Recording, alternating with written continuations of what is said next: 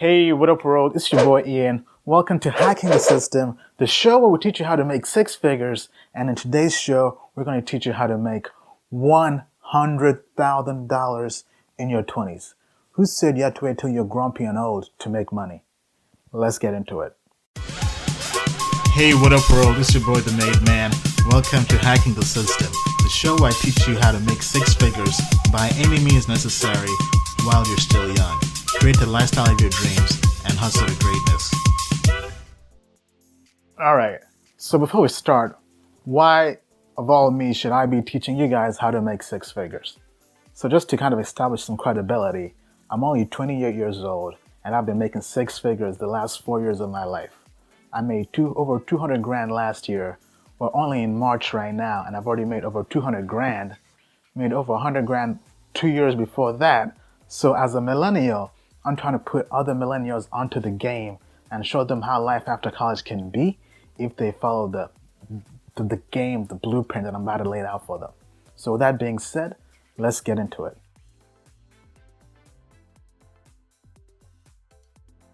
The first question to ask yourself is, why do you want to make six figures?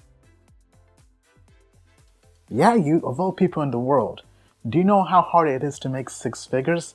$100,000? I mean, how many times do you watch TV and see people fighting, arguing, debating about the top 1%, right? Those rich people who have all the money in the world.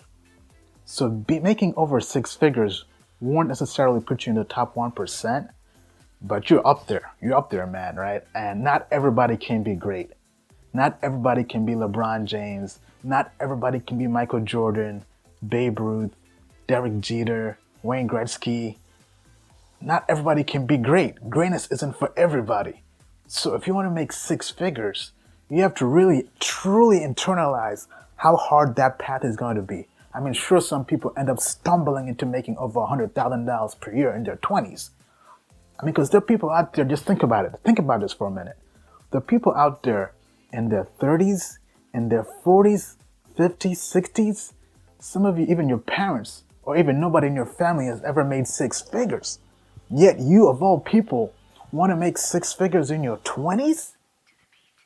So once you fully comprehend that fact, you have to realize how special it is if you achieve it in your 20s. So what I'm about to lay down right now is the game. It's the truth. So you better pay attention closely. Because if you fully execute on this advice I'm about to give you right here, you'll be in the top echelon of the world. You'll be greatness epitomized, right? Are you ready for greatness?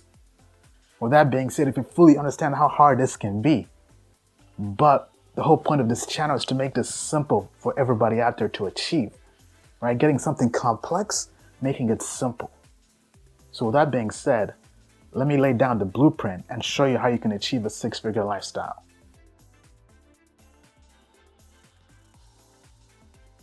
Step 1. Find a job. Any job. When I say any job, I mean literally any job. Could be a full-time job, 9 to 5. Could be a part-time job. Bartending, waitressing, driving Uber, freelancing, right? Babysitting. The first step to making six figures is having a steady job. Having a steady stream of income coming in. Because with that income, you can use that to parlay into different other facets to help you make more money. Right? So the first step is getting a full-time job or some kind of steady income coming in, right? So what if you don't have a full-time job? What if you just finished college and you're still unemployed, or you're out there still searching for jobs? What exactly do you do? The first step I would say is freelance. I happen to run a freelancing application because I was a former freelancer and I really know and truly understand how people can make extra money on the side as freelancers. So I used to work as a freelancer doing videography, right? But if you're out there and you don't have a full-time job at the moment, you can freelance on sites like, or applications like Uber. There are people out there making over 50 grand a year just doing Uber or Lyft. If you don't like that, you can do other sharing economy type applications such as Instacart, Postmates, or you can freelance on sites like Upwork.com, right? You can freelance as a graphic designer, as a writer. Almost anybody out there has a skills that they're good at. So the whole point is to get that skill that you're good at if you're unemployed or have no job and monetize that skill set on freelancing sites. The issue where most people fall is that they go on those sites, create a profile, and they don't hear back from anybody. Well, the truth is, they go on there and their market rate or their desired rate or compensation is way above the market rate, right? So with that being said, the best way to start on these freelancing sites is to start low and work your way up. So I would say if you're on a site like Upwork.com, for example. Actually, let me give you guys how I started doing videography, right? Because when I got out of the video, when I got out of the video game, I was charging $100 per hour to film per camera. So imagine me going to an event with 2 cameras, charging $200 an hour. But I didn't start there. The first 6 months, I was working for free. Yes, free. I was going out there, building my portfolio, building my brand, right? Getting a whole bunch of B-roll footage and other credible footage I could use on my website and with my promotion packaging, right? To brand myself. Then from working for free, I then went to charging $25 per hour. After I was doing pretty well doing that, doubled that to $50 per hour. Then after doing that, went to $75 an hour. Then from 75 went to $100 an hour. So the progression from $0 an hour to $100 an hour was about 2 years, right? But the whole reason I did that though was this was a side hustle for me. I had a full-time job, so I didn't really have to pay the bills with this. This was just extra income. So I could slowly start from working for free all the way to working my way up to making $100 an hour. So with that being said, if you're unemployed, I would recommend going to these freelancing sites and start out low. In exchange, build up your portfolio and try to get lots of good reviews. Then once you get the reviews, then you can start increasing your rate. But you can't go out there and straight off the bat charge $75 an hour when you have no portfolio, no experience, no reviews on your profile. So if you're out there freelancing on these freelancing sites, that's the first hack I would say is start at the bottom. You gotta first crawl before you can walk, before you can run, before you can soar. So I would say that's the first hack on those freelancing sites. Now going back to the other thing, have a full-time job if you can. That helps a lot, 9 to 5, right? So if possible, have 2 jobs. Have a full-time job and freelance on the side, making money both ways, right? So you have 2 streams of income right off the bat.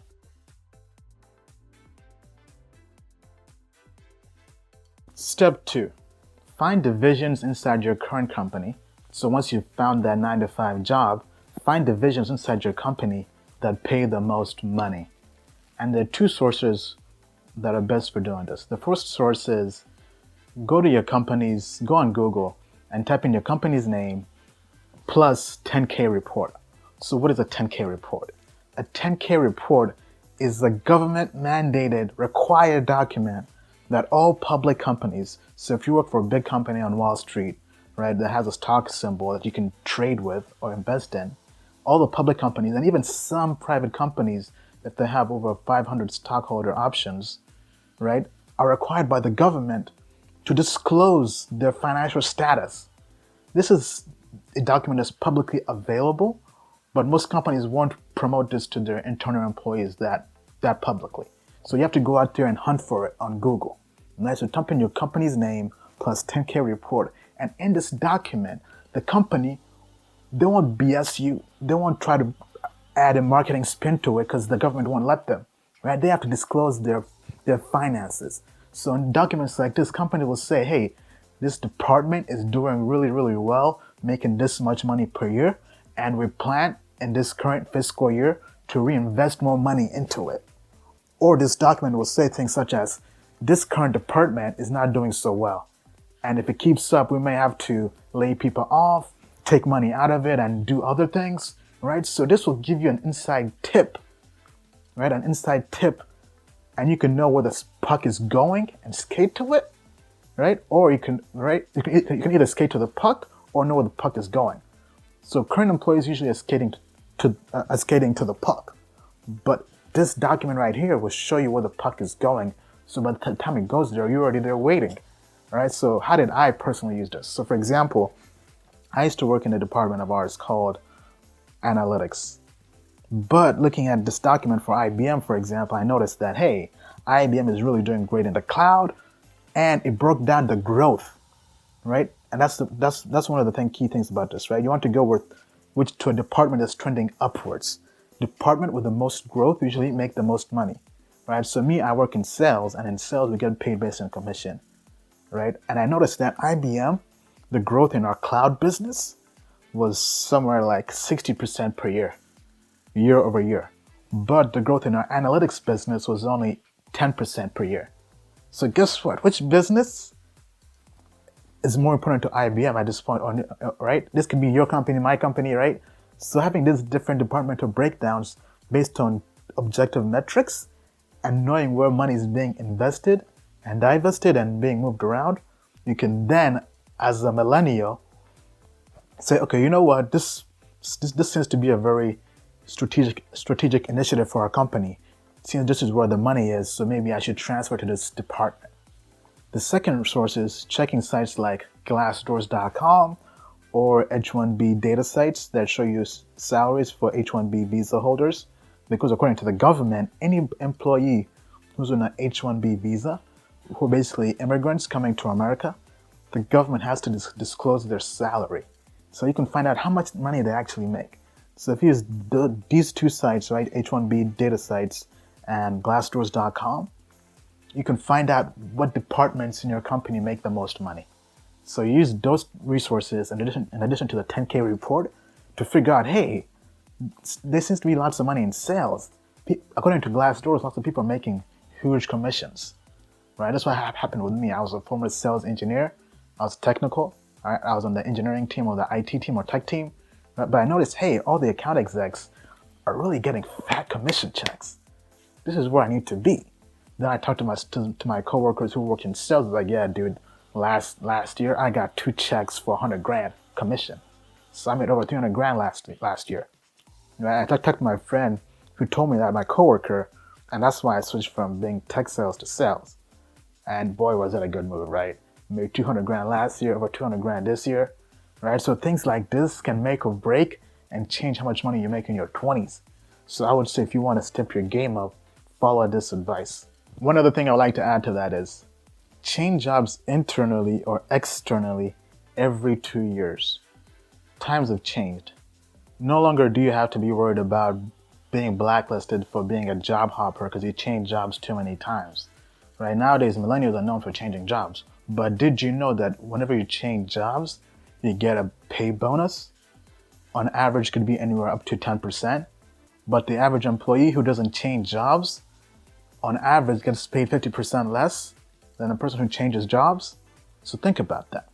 So if I were you, I would ruthlessly, right, as Chris Brown said, don't be loyal, right? Ruthlessly job hop, and you'll make more money as you progress, right? So you can just simply change jobs. So with me, I'll show you how brutal it was, how ruthless I was. I was 21 savage with this, right? So my first job after being an independent contractor, my first kind of 9-to-5 job, I would say, was with Deloitte Consulting, the world's biggest consulting firm. It's a private company. On the first day of orientation, I was there, they're giving us this lecture, and I get a phone call. It was from a manager at IBM wanting to interview me for a job I'd applied like 3 months ago. They called me back 3 months later. So I'm there, first day of orientation, I get a phone call. And I'm like, there's no way I would take this call. I just accepted this offer with Deloitte. It's the first day of orientation. Deloitte was paying me 85 grand per year or whatever. Right? I'm like, I'm good right now. But I was like, hold on, before I tell them no, right? Because I think it was the email, they emailed me wanting to schedule a phone interview. So I went on glassdoors.com, saw how much the average salary was for a sales engineer at IBM. I'm like, oh snap, 120 grand? Oh boy, okay, let's do it. So I fired back that email while I'm in orientation at Deloitte, telling them, hey, yeah, sure, I'm down for the interview. All right. So over the course of those 2 months, as I'm still working at Deloitte, I was out there going on interviews with IBM, right? I was basically creeping, right? Flirting with a different company. Then once IBM gave me that job offer, it wasn't as high as I initially expected because I had to first go through 1 year of training, but it was still higher than Deloitte. So after 2 months at Deloitte, I jumped ship to IBM and I was making 92 grand as a trainee.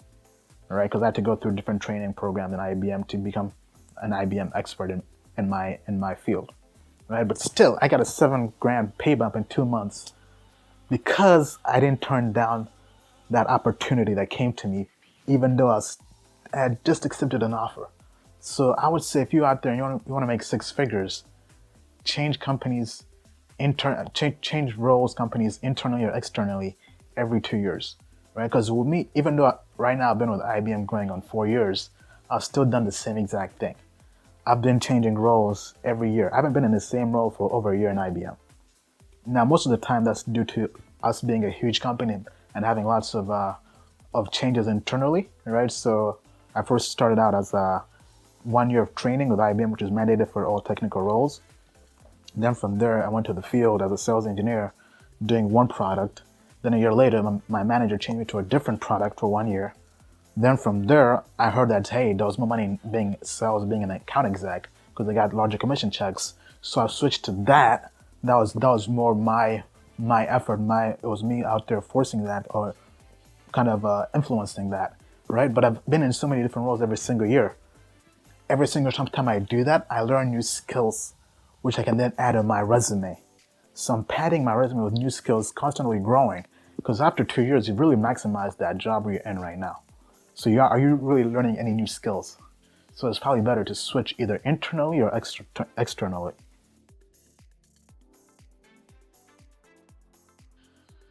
Step 3.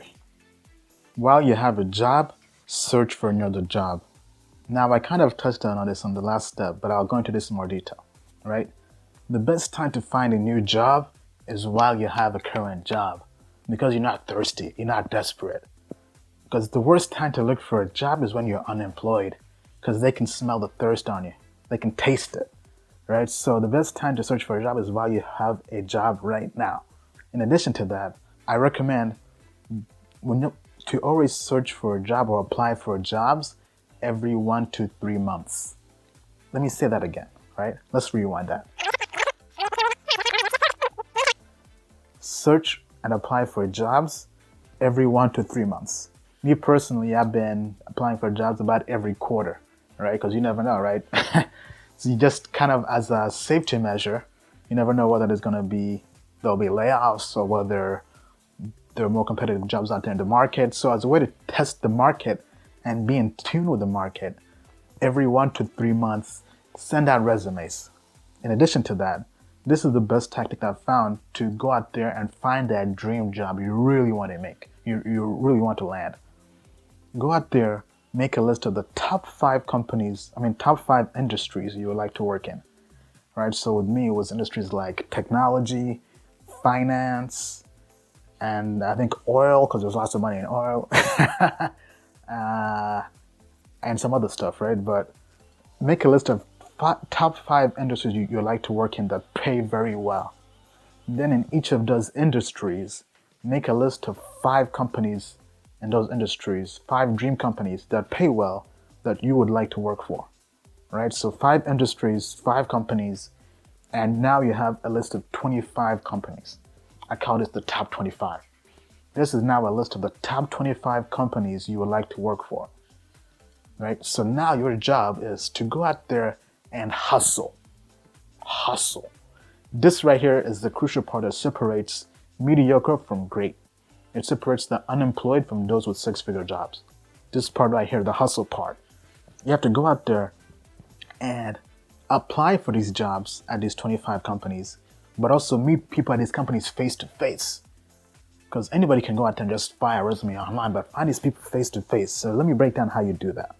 So the best way I've found is avoid these middlemen, these recruiters, staffing firms. All they do is just gather resumes and just don't do anything with them. Right? So the best hack I've found is if you have a good resume, go on these companies' corporate websites and apply directly on their websites. Right? So send your resume in online directly on their websites, then go on LinkedIn. This is where the true money is made. My first job at Deloitte, I got this via LinkedIn. All right, let me actually tell you a little trick, right? Not a trick, but so I applied for a job at Deloitte as an analyst. This is a very junior level role. I applied for it online, got turned down. I'm like, okay, you know what, whatever. They're like, hey, you know what? Somebody I know on LinkedIn works at Deloitte. I had two people at Deloitte. One was a former classmate of mine in college. I tried to get a referral from him, but he said no, because once he found out Deloitte turned me down the first time, he didn't want to ruin his reputation in Deloitte by trying to refer me again. So he kind of backed off. But I found this acquaintance on LinkedIn, somebody I met at a networking event 2 years back, who I never talked to ever since, but I was able to connect with him on LinkedIn. So I sent him a message requesting an informational interview on Deloitte, saying, hey, you know what, seems like a good company. What do you think about the company? I'm thinking about applying there. I didn't tell him I was applying there, right? You don't want to seem desperate. I told him I'm thinking about applying there, even though I'd already applied there and got turned down. I told him I'm thinking about it. He's like, hey, you know what, it's a cool company here. I'll refer you. I'm like, oh, snap. Okay, for real, right? So I sent him my resume, and I swear to God, right? 2 days later, the same recruiter who turned me down calls me back and wants to interview me, not for the same junior role, but for a more senior role, for a role as a consultant. For those who don't know the consulting role, you typically start out as an analyst for about 2 years, then you become a consultant for about 2 years or so, then you become a senior consultant, right? So I went straight from analyst to consultant just by getting referred by somebody who worked at the company. So they turned me down for the analyst role and the more senior job as a consultant. I had an interview the next week, and in 2 weeks I was hired by Deloitte for the same company that turned me down 2 weeks later for a more junior role, all by using LinkedIn and getting a referral. So this hack right now, I'm going to show you right now, pay attention to it. It's vital. This right here will make you 6 figures guaranteed. So here's the hack. This hack right here will help you make 6 figures guaranteed. I guarantee if you hustle out there, this will separate you from being mediocre to being great. So we have that list of top 25 dream companies you want to work for. So your job, your task now is to go out there and send out 25 connection invites for each company.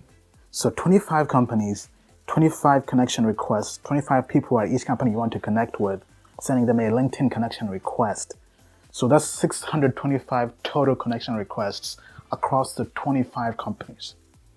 And with each connection request, you want to send a personalized message saying, and ideally you want to target people in that current job you want to work in or managers of that current role, right? So for example, if you want to work at a Wall Street, for example, right?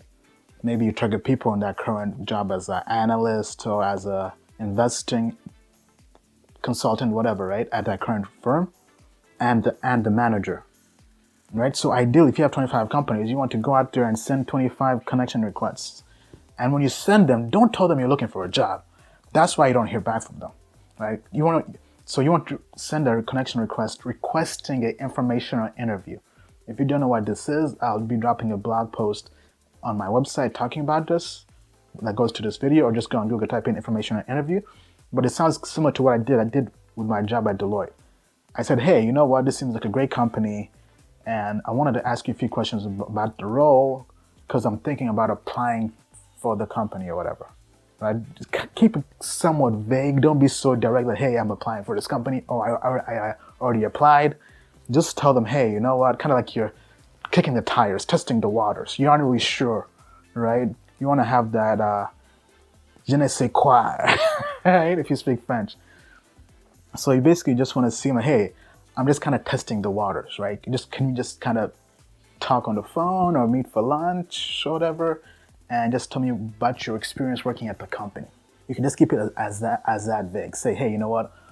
I'm thinking about making a career move and thinking about possibly applying with the company, but I'm not sure yet, right? Don't seem desperate. Seem like you got options, right? Seem like you got multiple options, right? Like you're working in multiple companies, right? Like seem like you're freaking LeBron James in free agency, right? That's the mindset you want to have, right? I mean, maybe not to quite that level, but you can't go in there desperate, right? Because it's like, hey, I have the power. Even if you don't, you just want to seem like that, right? So you go there and say, hey, you know what? I'm thinking about making a career move. I'm looking at multiple companies. Your company happens to be one of them. Can I just ask you a few questions about the company, right? Don't even say the job role, right? Just say, hey, I'm thinking about Because with me, I didn't really say the job role when I got my job at Deloitte. I just said, hey, I'm thinking about applying to Deloitte. What do you think about Deloitte as a company? Right? Because they're, right, you aren't really saying, hey, I'm applying for the same exact role you're in, right? Or I'm looking, right? So just keep it very vague. Because sometimes you may talk to them and they say, hey, you know what, based on your current resume, this other job is better fit for you. And it'll be easier for you to get a job there, right? So that's why you don't really want to pigeonhole yourself in a position or a job role. So just so you're thinking about applying to the company and what do you think about the company? Can I ask you a few questions about that? Right? So either do it maybe via email or via phone or via in person. Ideally, I would always go for in person if possible, right? Because people, it's harder to reject somebody that you've met and talked to in person than somebody online, right? So ideally, I would do that. So following that hack, go out there, and this is a numbers game. This is a numbers game. That's why we have lots of numbers. We have 625 different connection requests with people who want to go out and connect to. And I mean, it just takes for a handful of those for you to land your next six-figure job. I mean, sometimes it's kind of just like that.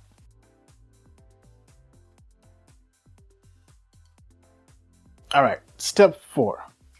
Decrease your taxable income by starting a side business, a business on the side. This is in addition to your day job, your 9 to 5, right? And hopefully by now you're not consulting full time, right? I mean, you have a real day job getting steady income coming in. Now start a side business and use the side business to decrease your taxable income. Why is that? Have you heard about how people like Warren Buffett pay less in taxes than their secretaries? It's because they have a business. A business helps you get your personal expenses and take some of those off as business expenses. As a way you can decrease your taxable income. This is a crucial hack to making six figures. So basically this helps you keep more money. Uncle Sam, the government, is taking less money from you when you have a business. So how does this really work, right? So for example, if you have a side business, do a LLC and ideally also do a website to make it legit, right? Because this is an actual side business. But the main purpose of this initially is to decrease your taxable income, right? So for example, your expenses such as when you have a side business, you have a home office. You can now take that home office to a tax deduction. You can take off gas, mileage, travel, right? So when you have a side business now, you can then learn to convert your personal expenses to business expenses. So for instance, if you're traveling to vacation in Miami, right? And you're down there, that's usually a vacation. You can't really take that off on your taxes. But if you go down there and you add a business spin to it, maybe you're going down there with friends and you talk business, or you go out there and you look for business opportunities. You actively look for business opportunities. Doesn't mean you have to go out there and find one straight off the bat, but you're actively looking.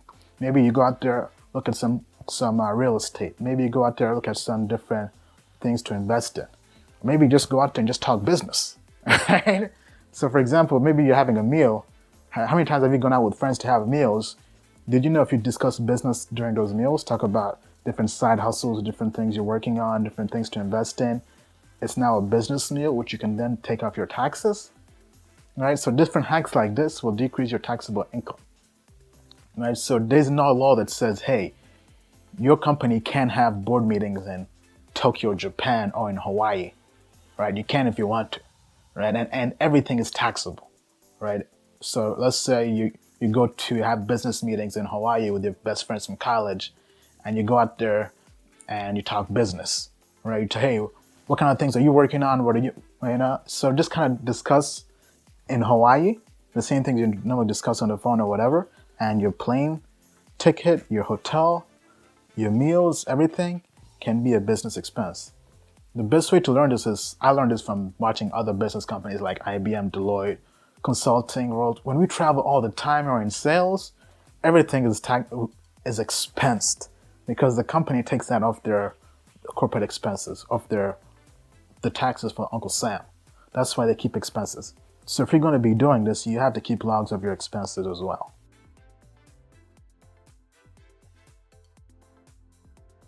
So step 5, automate the logging of your expenses. So when you have a side business, and I talked about how you're going to convert your personal expenses to business expenses, right? So that personal meal cannot be a business meal if if you discuss business issues during that meal, right?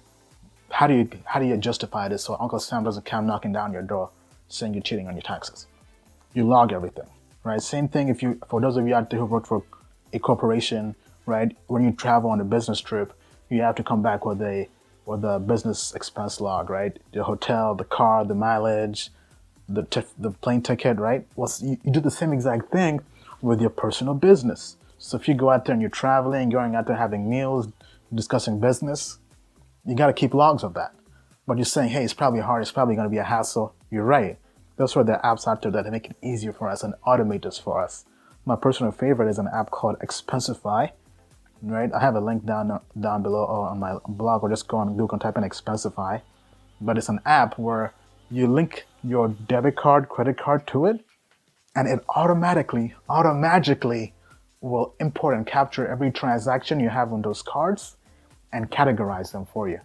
So it'll say, hey, this seems like a meal or food expense. This seems like lodging expense. This seems like whatever, right? Electric, whatever. So it categorizes them for you.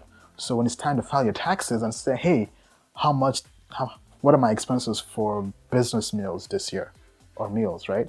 All you got to do is look at your category, see the breakdown, and it has the expenses for you. Put that on your taxes. Or how much did I spend traveling on American Airlines? You can just simply type in American Airlines, search. It will show you all your expenses, all your transactions with American Airlines for that year. Boom, I spent this much on business travel, and you're done, right? So it automates everything for you, making it a lot easier. So that's what I do, and I don't even look at it until it's tax season, really, right? So everything is on autopilot, and my logs are in check. So if there are any questions from Uncle Sam, I'm good.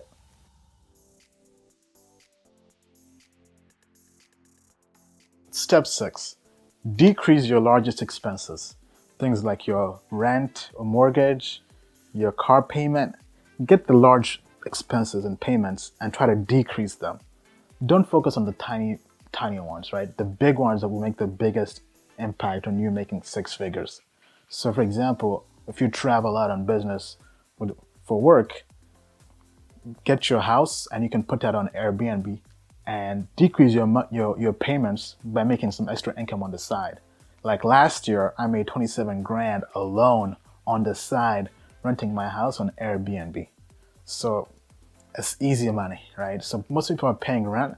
I'm out there making money, right? So if I'll be traveling somewhere for 3 days for work, I'll have somebody stay in my house, right? That's one way of doing it. Or if you have a car you don't drive, maybe when you're traveling as well, you can also rent it out on sites like Turo.com. And this is a site where, kind of like Airbnb, you can rent out your car to other people. And it's safe because they give you a $1 million guarantee or insurance. So if somebody messes up your car, you're covered, right? So sites like this can help you decrease your big payments, like your rent, your car payment, and other large expenses. Try to downsize them, right? Or if you're living in an expensive city, maybe you can go somewhere that's cheaper to live in. So decrease your expenses.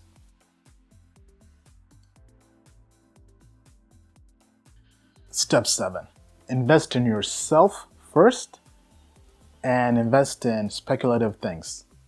Take a gamble. Take a moonshot, right? What does that mean?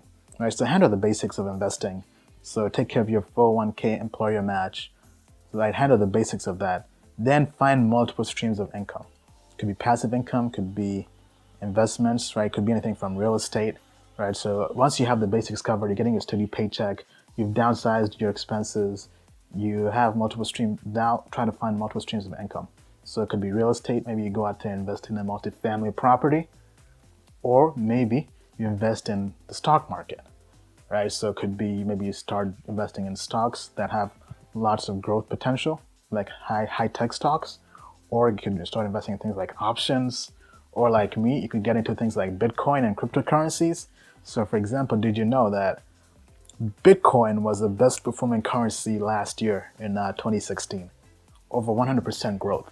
So if you put in 10 grand last year, you'd have 20 grand in 1 year. Or other currencies like Ethereum, also known as Ether, right, is up over 120% in the last 3 months alone, right? So you could have doubled your money in 3 months. All right, so and these are very speculative in nature. That's why we invest into these things, these different income streams. Once we've taken care of the basics, right? Once you're starting to save, once you've automated that, so or you can find other streams of income by doing things like e-commerce. Maybe like with me, I've done things like Amazon FBA. Last year, I made over 20 grand just doing that on the side with just for one product that I private label, right? So all these things start to add up. All right, so now you're making money on the side, right? So I think with my side hustles last year, I made like about 50 grand just for that on the side from Airbnb and Amazon FBA. All right, so these things are acting as complements to your income from your day job. So to kind of sum up everything, because I can talk about that for days, have multiple streams of income, as many as possible.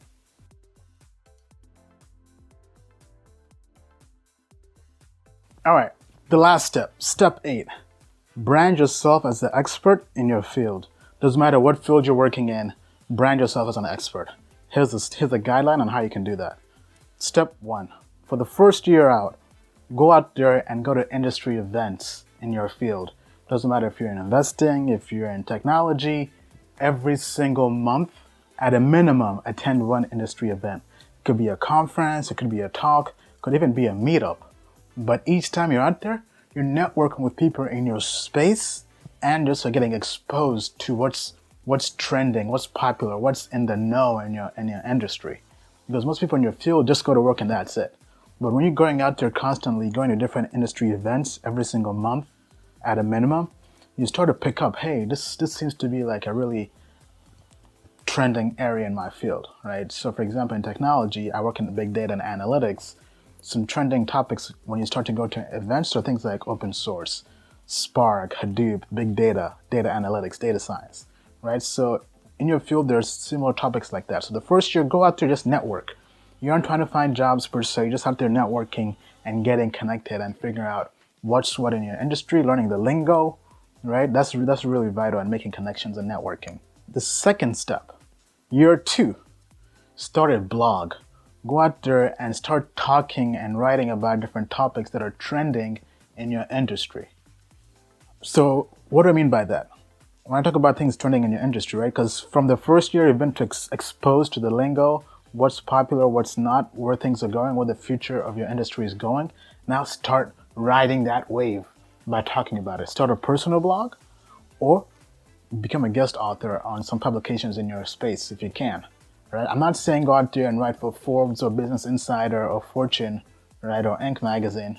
If you can't, that's fine, and that in, but try to write in different, maybe it could be just an industry journal. Try to submit an article, or maybe try to present at a conference, right? But try to go out there and every single month write an article on one topic.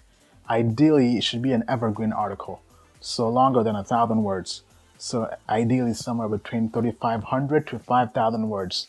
Something really in-depth in your field once a month and publish that on your blog or on a guest blog, right? Or even maybe just a LinkedIn post article, right? But usually they aren't that long, but go out there and just try to kind of indirectly promote yourself and build your brand so people know who you are. Hey, Ian's that guy that's writing about big data, or Ian's that guy that's writing about freelancing or entrepreneurship or finance or real estate. It could be anything. Just start to write and get your brand out there, get your brand known. So one article each month for 12 months, so 1 year. Then in year 3, get all those articles you've been writing. Right? Ideally, there should be about 12 articles, and turn that into a book. Because did you know, right? If you're writing like, let's say, 3,000 words times 12, that's 36,000 words. Right? Or if you're writing 5,000 words, that's 60, that's 50, right? It doesn't matter, 50 to 60,000 words, that could be a book, a short book, but a book nonetheless. You can then self-publish the book on sites like CreateSpace or Ingram Spark. And now guess what? You've been out there knowing the industry, learning the industry, writing about it, getting your brand out there. Now you have a book on that industry. So now your stature has been elevated, right? I mean, most people have kind of kind of noticed that you don't really become an expert until you publish a book. It's not a coincidence that, that I published a book as well. Right? So I'm not just talking about it, like I'm living this, right? So publish books, and the whole point of books aren't really to sell books. I mean, you aren't going to make much money off the book. The book is the new business card. It separates you from everybody else in your field, right? It shows, hey, I had the time, the dedication, the hustle to actually go through and publish a physical book. I'm not talking about an ebook. Anybody can do an ebook. I'm talking about a physical book, right? When you're out there, keep on going to those industry events, and they say, hey, who's Ian? Hey, who's that? Right? Let's say you work in real estate. Hey, who's that? Hey, I happen to publish a book about real estate and how to invest in multifamily properties.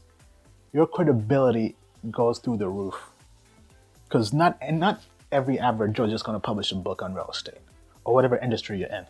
Right? They know that, hey, this guy's got something. This guy follows through. He delivers. He's an executor, action taker, go-getter, hustler. Right? So publish a book in your field. Make that an audiobook. Make it available as an audiobook and ebook as well if you can. Right? And it's not to make money. It's just to build your brand. So imagine if you go into an interview, right? Imagine you sit down. I don't know if you guys can see me here, right? What did you do? You're coming with a book, right? Totally changes the game, the frame, right? Because how many people in their 20s have books, right? I'm not saying go out there and become the next New York Times best-selling author, no. But I'm saying build your personal brand, right? Hey, this is somebody who delivers on something. Do you guys get that?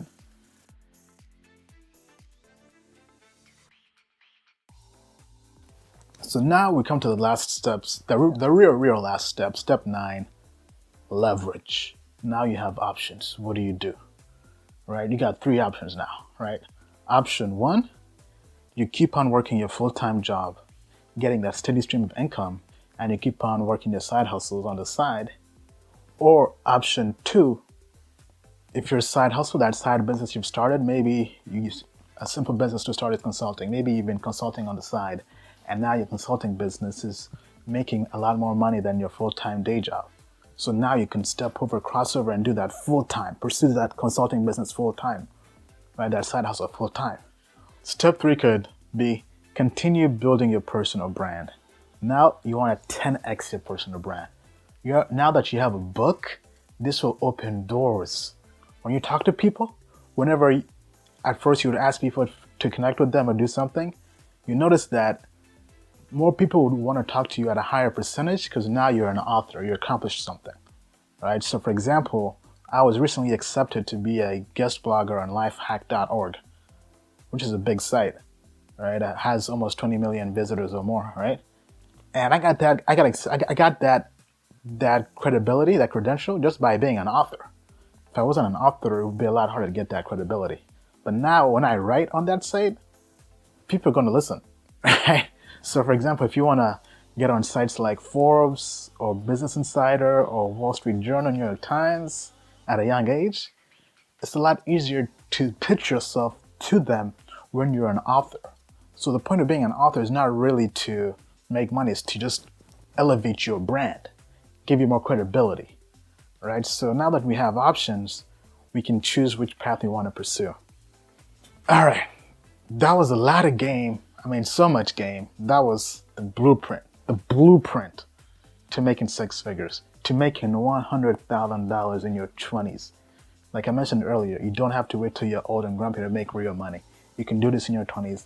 I have personally done this, and this is why I've launched this channel, this website, this platform to teach all the millennials out there to achieve the same thing, to build a 6-figure lifestyle in their 20s. You can do this. Follow this blueprint. Let me know what you guys think. Be sure to leave a comment down below, give it a like, a thumbs up, and share this with somebody, one of your friends that you think can make 6 figures with you. Because who wants to make 6 figures by themselves? 6 figures are always better when you share that with somebody you know. Somebody that was there with you shooting in the gym. Someone that was there with you in the struggle. So that being said, check out my website, ianbalina.com. Go out there and make that money. Thank you. Alright, that's a wrap. Thanks for checking out the show. Make sure to give it a like, subscribe, drop a comment and review. Check out my website, diaryofamayman.com, where I drop game every single week. Check me out on social media, Instagram, Facebook, Snapchat, Diary of a Man. Let's go out there, make this money. Hustle to greatness.